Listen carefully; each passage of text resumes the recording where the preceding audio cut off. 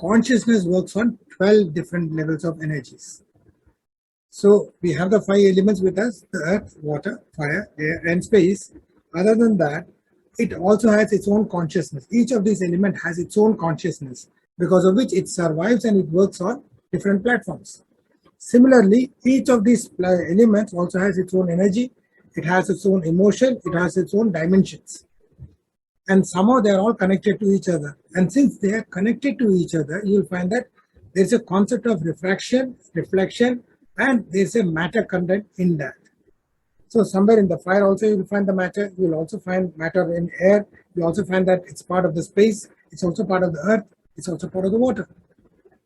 Similarly, there is a emptiness also.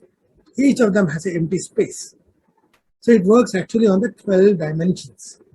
That means earth, water, fire, air, space, consciousness, energy, emotion, dimension, refraction, reflection, void, and matter. So these 12 makes the conscious. Now the conscious at this level is still at the physical level. That means I can see the matter, I can feel the matter, I can know the matter. And more or less we are connected to that level only. We are surrounded by all the knowledge, all the wisdom which were given by the ancient sages and rishis, or from the messiahs, the prophets, the messengers. They all talked about consciousness, but they were silent on what levels. Somehow they never explained how you can connect to each level of the conscious, which is becoming part of your life. And that is where the Kriya Lila Tekken came into being. That's the journey which I took place, which allowed me to understand that a body on its own is not just the physical entity, but it also has its own matter, it has its own emotion, it has on its own spirit form, it also has its own force, and then there is a soul to it. And all of them has a consciousness. So by default, we are talking about 6 layers of consciousness functioning at multi-levels. And each of them has similar and different and conflicting effect on our lives. Somewhere who's going deep will find that he's connecting to inner and outer balance. That means he's connecting to the body level, mind, emotion, or at the spirit level. When I say about the body, so what does the body actually represent? It talks about 7 different levels of consciousness. One is the biggest is the I. We know that. We call it that as an ego. We call it's me, my survival instinct. That somebody, like I said, I can't hold my breath to die. My body will react, respond, and suddenly I need to breathe. Somebody can choke me, that is separate. So the survival is also a factor of trust. It's also a factor of fear, anxiousness. It's part of the emotional aspects of my life and the needs. I need to differentiate between the needs and the desire. So the needs are quite a part of me, which is part of the I level. If I remove that I, my needs are vanished. And somehow I need to connect to that core level of me. And then the me comes into being. That means the moment I'm born, I'm somehow connected to the relationship around me. I need to get an affinity to somebody. I need to relate to somebody. I need to connect with somebody.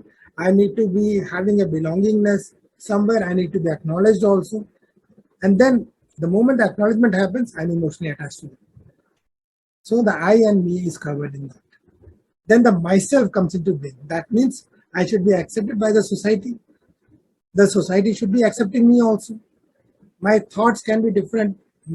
And I need to adapt to the thoughts and process of the society also, so that I am livable in that particular society. So it becomes part of me. And once I'm getting accepted in the society, I need to be acknowledged also. So that's part of myself. Now, in all this journey, I still have a small area of I-ness. That means the journey for me.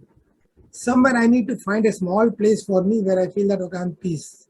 I need to be alone some moments of time. I need to be, a moment of time should be there where I can think about myself, how I should be working on myself, what is my area of privacy. That means somebody coming close to me, I may not like it. We say that it's a zone of privacy. No, that is again part of me. It's I-ness. It's a freedom. It's an independence. What we talk about independence now is part of that I-ness. And that I-ness is also part of the free will. And people who confuse the free will with the survival, they actually are in trouble. So they are actually struggling to make both the ends meet without reaching anywhere. Then the next level is the isness, that means inner self, where I am trying to find the meaning of life. Why should I be there? How should I be there? Because I have read so many things from other sources. I need to experience it, feel it, know about it, connect to it. Somewhere, the moment I connect to it, I also understand that the pride and the ego of the I has to be set aside so that I need not be remain a social animal but become a human. There's a huge difference. Till the time I have a need, still an animal. The moment I have a desire coming up, that again is a part of animal only. Because the comfort zone given, animal also become lazy. They will also become, they will start devouring a lot of food and they will become fat and they can't move around. So it happens with the pets. The pets are not very strong. But animals who survive on daily instinct are working on their body level. They want to hunt, they want to eat, and they will go to sleep. That is their way. And we are also thinking that that need is our need. No. Our need has to be much more subtle when the isness comes. When I understand the meaning of life, it has to go within me. Somewhere it connects to me. Then a concept of AI comes, not the artificial intelligence, but the awakened intelligence.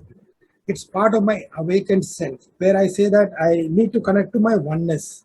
Somewhere I am related to the energy around me, and I'm also part of that energy where I can contribute and also relate to the energy at some level of time.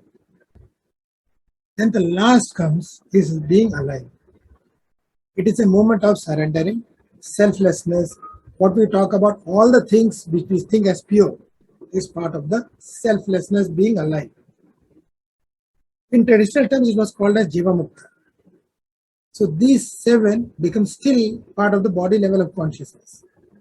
That means whatever we think from the birth till death is part of the body level. They are not touched the mind or the emotional or the spirit level of consciousness. So the consciousness is a very vast area.